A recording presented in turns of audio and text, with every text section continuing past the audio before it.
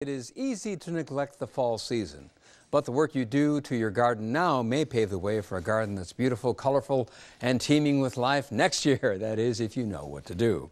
Here to explain the surprising ABCs of fall gardening is Eliza Fournier.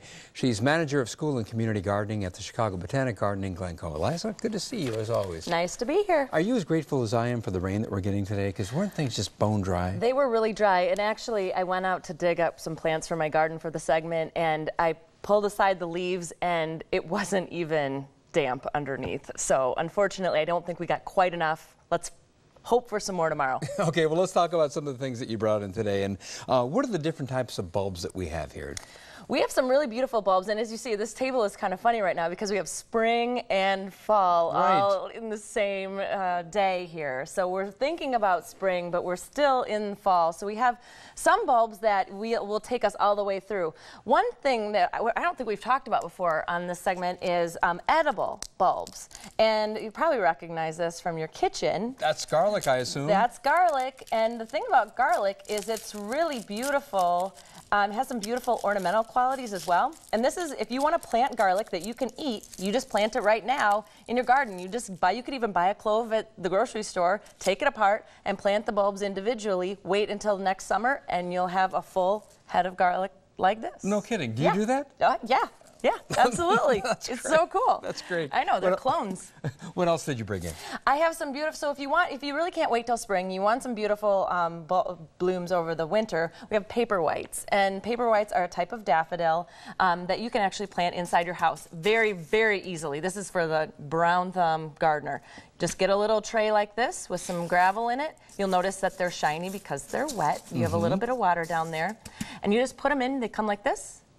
Put them in like this, and then in a week, they look like this.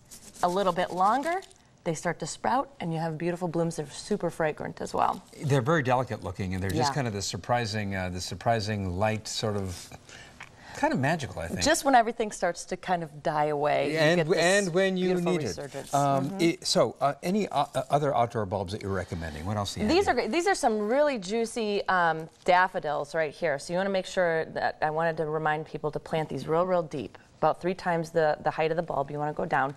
These are great. These are muscari.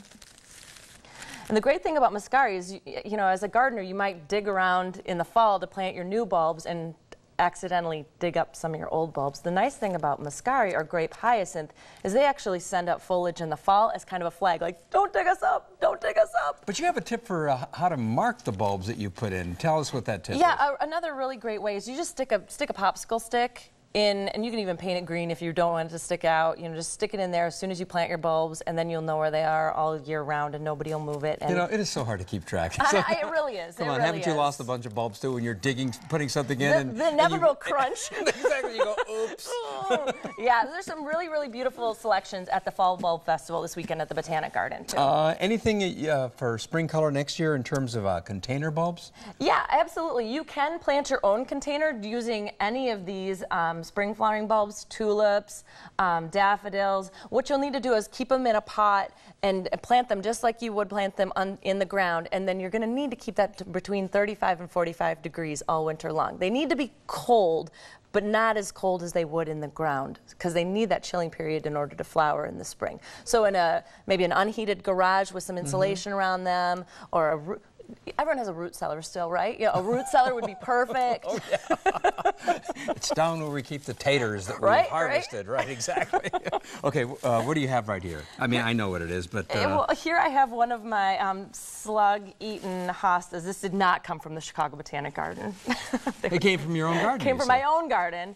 And this is a great time of year to divide perennials. Oh, here's one right here. A slug? Oh, yeah, that is. Little bugger. Oh, that's who's been munching on my hosta. So what you can do is, if you have a hosta or any really perennial that's been looking like it's getting a little bit big for its britches, you can just dig it out, and with a knife or a trowel, you can just separate it, and you can kind of tell how it wants to be separate little plants, and you can just vigorously cut it in half. And then you, instead of spending, you know, literally, I was at the garden center and these were $25 Oh, each. they really are. I mean, and that's one of the great things about plants like hostas, because you can divide them. Yeah. You can give them away, and you save a ton of money. Great birthday present. $50 right here. You didn't spend a dime. Listen, in terms, you know, here we are at the beginning of October. How late can you go in the fall season and do things like this, like separating, you know, hostas and other perennials? Well, Phil, as you know, Chicago winters never want to cooperate with us, so we kind of have to look at the weather and just use our best guess. But now you can go pretty late. It's really, with stuff like this, they're pretty tough. And do you have to water them? I mean, we've been talking about how dry it's been. If you transplant them now, if you divide and then plant them in the next week or so, do you have to water? Yes, particularly. Normally in the fall, you wouldn't have to worry about it so much because we are getting a lot of drizzles and raining wet days, but we've been pretty dry, so I would definitely give it a good watering in. Get it a good start till through the fall. And you know, I have heard that you can plant trees and bushes, you know, pretty late into the fall. What's your advice on that? This is a great time of year to plant woody shrubs and trees. In fact, you'll get a great deal on a lot of shrubs and trees because the nurseries don't want to winter them over. So you can get, I saw 50% off at the garden center today. So this is a great time to plant any, again, water them, mulch them in, give them a good start for winter. Listen, let me ask you something, because I got some advice at a garden center recently when a couple of months ago when I bought some yews, and I was told that if it's a dry winter, get a bucket of ice cubes and put them out there. If it's warm enough for them to melt, just so that they get some moisture in the winter, so they don't get completely dry. You're making a face that you don't buy that. No, I buy, sure, go for it. I just would never do it because I'm too lazy. Oh, okay. But yeah, that can, and particularly evergreens, because they do have their leaves and they can lose excess moisture through those leaves, unlike our deciduous trees that don't have any leaves. They do need an extra, particularly broadleaf evergreens like boxwoods, rhododendrons, azaleas, they can benefit from a good drink, and they'll need it this fall, for sure. So if you see me out with a hose in February, you won't laugh at me? I won't laugh at you, Okay, fine. Phil. What else do you have here, because we're running out of time? We have some great fall perennials. So if you're looking for color now, you don't want to think, you're like, I'm just not there. I just can't think about spring. If you're looking for some punch now, we've got some great traditional plants for fall. We've got some beautiful aster here, which will come back year after year. Some beautiful mums over here. And for annuals that are also edible, we have some gorgeous kale, which you can eat.